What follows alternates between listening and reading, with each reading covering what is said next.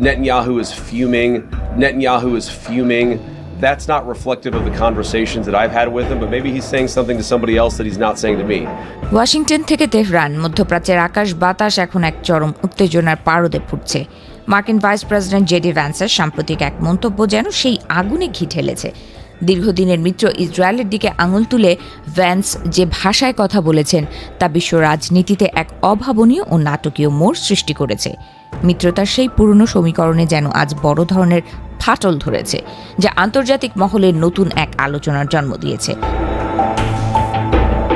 ঘটনার সূত্রপাত ডোনাল্ড ট্রাম্পের প্রশাসন এবং ইরানের মধ্যে হওয়া একটি নতুন সমঝোতা চুক্তির খসড়াকে কেন্দ্র করে। এই চুক্তি নিয়ে যখন বিশ্বজুড়ে জল্পনা তুঙ্গে, তখন ইসরায়েলের অন্দরমহলে শুরু হয়েছে তীব্র সমালোচনা।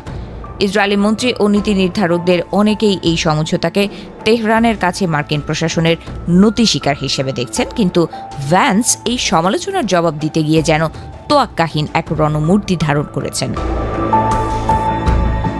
সাংবাদিকদের মুখোমুখি দাঁড়িয়ে ভ্যান্স সরাসরি ইসরায়েলি নেতৃত্বের উদ্দেশ্যে বলেছেন যে তাদের বাস্তবতাটা বুঝতে শেখা প্রয়োজন। ট্রাম্প প্রশাসনের এই উচ্চপদস্থ নেতা স্পষ্ট করে দিয়েছেন যে বর্তমান বিশ্ব পরিস্থিতিতে ইসরায়েলের জন্য যুক্তরাষ্ট্রের চেয়ে বড় কোনো শক্তিশালী মিত্র অবশিষ্ট নেই। অথচ সেই মিত্রকেই যারা ব্যক্তিগত আক্রমণের লক্ষ্যবস্তু বানাচ্ছেন, তারা আসলে নিজেদের অস্তিত্বের সংকটাপন্ন দিকটি ভুলে বসে আছেন বলে মনে করেন তিনি। ভ্যান্সের কণ্ঠে ছিল চরম সতর্কতা। তিনি মনে করিয়ে দিয়েছেন যে গত কয়েক মাসে ইসরায়েলের আকাশ ও ভূখণ্ড রক্ষায় ব্যবহৃত প্রতিরক্ষা সরঞ্জামের 2/3 এসেছে আমেরিকার হাত ধরে। মার্কিন করদাতাদের টাকায় কেনা সেই অস্ত্র দিয়ে যারা নিজেদের রক্ষা করছে, তাদের পক্ষ থেকে ট্রাম্প প্রশাসনের সমালোচনা করাটা কোনোভাবেই গ্রহণযোগ্য নয় বলে তিনি কঠোর ভাষায় জানিয়েছেন। ইসরায়েলের মন্ত্রিসভার কিছু সদস্যের তীব্র প্রতিক্রিয়ার জবাবে ভ্যান্স ব্যঙ্গাত্মক ভঙ্গিতে প্রশ্ন তুলেছেন যে সমালোচনা করা সহজ হলেও তাদের বিকল্প প্রস্তাবটি কি। তিনি স্পষ্ট করেই বলেছেন, কোনো সমস্যার সমাধান কেবল শক্তি প্রয়োগ বা ধ্বংসযজ্ঞ দিয়ে চিরস্থায়ী হয় না।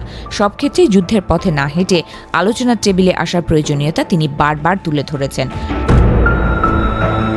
মূলত লেবানন সীমান্তে সংঘাত এবং ইরানের সাথে চলমান উত্তেজনার প্রেক্ষিতে এই নতুন সমঝোতা এক নতুন দিগন্ত উন্মোচনের চেষ্টা করছে। যদিও ইসরায়েল এই চুক্তির অংশ নয়, তবুও তাদের সামরিক কর্মকাণ্ডের উপর এই চুক্তির প্রভাব পড়তে বাধ্য।